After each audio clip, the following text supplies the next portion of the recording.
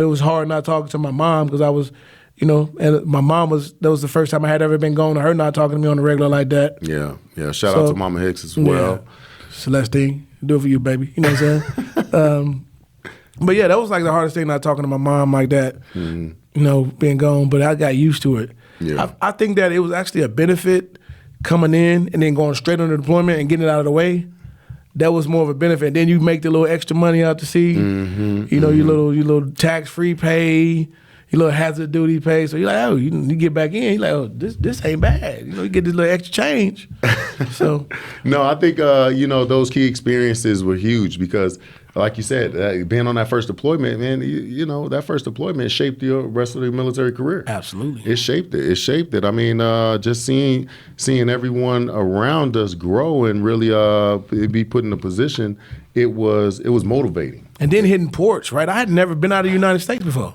Australia, being able to hit Australia and at the tender age of 19, hanging with these guys was an experience. It was just an experience because you talk about being in a different country that you have never even thought about going to. Or be able to afford to go to. Right. You know what I'm saying? Come on, where we come from. Yeah, and then also understanding like you are literally looking at history, right? Being able to see the Aborigines and stuff like that. That's a connection that you will never be able to kind of reshape or mold again. But that deployment, I guess, because your military career was a special one, right? Your military career was a special one. Understanding that, you have done 9 deployments. Yes. You've done 9 deployments. Yes. And just to kind of put some context to this to you guys, understanding Senior Chief Hicks here has just gotten back from a deployment on the USS Abraham Lincoln. Now, comparing your first deployment to your last deployment, what are some of the key differences and experiences being just an entry-level sailor to now leadership running the show? So, as an entry level sailor, it's different because you're really not privy to a lot of information, right? They're only going to give you the bare minimum because you're a junior sailor and you are pretty much a subordinate, so you don't really need to know what's going on, big picture wise, right? As a senior sailor, I got to know what's going on and I got to protect everybody else. So I only give them the ins and outs of what they really need to know, so they can stay engaged. But it's a lot of stuff that goes on behind doors where I'm just like, man, like I feel bad for them because they're going to feel it, like not hitting ports. So the first deployment, we hit a lot of ports. We hit 6 ports. Our first port was Australia. We went to Singapore. We went to Dubai. Hey. And like it took a month to hit our first port, and then like every 2-3 weeks, we were stopping somewhere. Right? It was so hard to save money because every time we went somewhere, it was out. Yeah.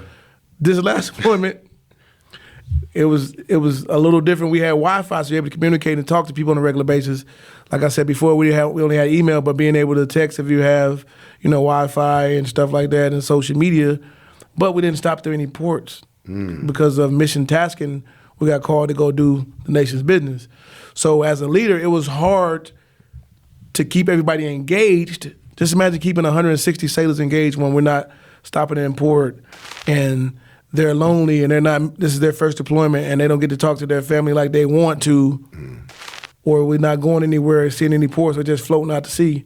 So then I got to keep them engaged. I got to talk to them and make sure they're mentally intact so they can perform the job that we got to do, because we already established that working on the flight deck, very dangerous place.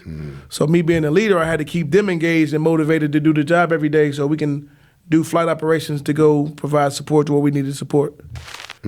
Yeah, that's tough. That's tough. You talk about not hitting any ports, and I just couldn't imagine. I feel terrible for some of those COVID sailors as well. No one talks about that. Yeah.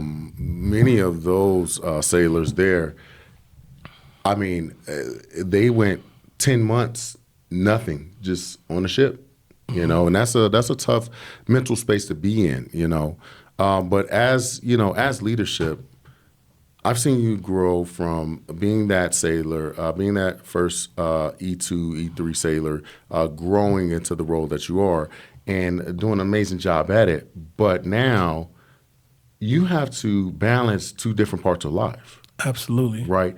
fatherhood on you looks great, right? Fatherhood on you looks great. Depending on what day it is.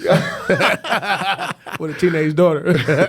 And now I ask, having to balance military, fatherhood, and also just professional and personal successes and goals in life. How do you do that? How is balancing, making that balancing act work? How do you do so well at it?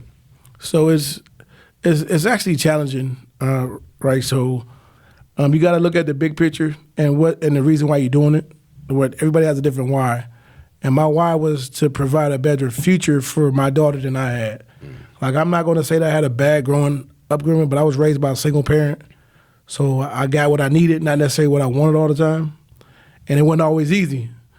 So as adults right now and parents, we try to make sure we work to provide for our kids so they won't have to experience what we did. So when I didn't have kids, deployment was easier. Right? When I say kids, I have a kid. We would go out because all I had to worry about was myself. Now I got to worry about somebody else. And then you're missing out on things. People don't really understand the sacrifices that military people make. Like, I can't tell you how many birthdays I've missed, funerals I've missed, important family reunions, things like that. It's like, just even for an example, I had a sailor that kid was born like 2 weeks after we left and was in shambles because he wasn't able to go home. And I just had to talk to him regularly to get him engaged. Like, hey, look, man, I understand you. I've been there. My daughter was 3 weeks old when I got home. She was born. Luckily, they flew me out because somebody got hurt and they needed me to escort them back to San Diego. So I got there to be with her we had like a month left on deployment. I was able to fly home early for the last month to go escort a sailor back to have surgery on his hand and be there with the kid. But my kid was 3 weeks old when I got there. But they don't really remember that. I said, your baby is so young, your kid's not going to remember you not being there. Yeah. So get this out the way, get the deployment out the way, focus on that, make your money, don't do nothing stupid to get kicked out because you're going to need these benefits to take care of that kid. And he was able to get back on, get engaged. But you have to do that a lot now because they're not mentally strong like we were. I had to have conversations all the time to keep sailors engaged. But it was very challenging. So when my daughter was younger, I say that it was easier. It really didn't affect her until like my 2018 deployment. She was like 8 or 9 years old. That's when she really started noticing me being gone. And then like calling me, asking me when I'm coming back, and then crying and stuff like that. So that's when it really took effect. Now she's a little bit older. Even now, when I came back to San Diego in 2019, she got used to me being gone again. Right before I deployed this last time, her mom was telling me how she was not happy that I was leaving again. So that's another reason why I put my paperwork in. Like I could continue to go and reach other goals, but at this point, it's like I feel like I've sacrificed enough and missed enough. Now it's time for me to put my focus on being the dad I need to be. I've always been involved in her life, but I want to be involved even more. Yeah. Yeah, and that's an amazing, honorable thing to do because when you talk about making those sacrifices, it's so synonymous with entrepreneurship, right? Fatherhood is something that you want to be present in, but sometimes your non-presence is their presence. You know what I mean? So by being able to prepare and put your retirement paperwork in and making that ultimate choice to relieve your duties for the U.S. Navy, it puts you in a position where now you're preparing of a transition of a new journey, right? And this is all new for you, going through this transition.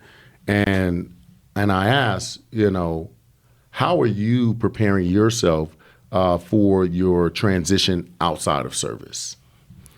So I started this a couple years ago. Started about 2021. Started working on getting my realtor's license.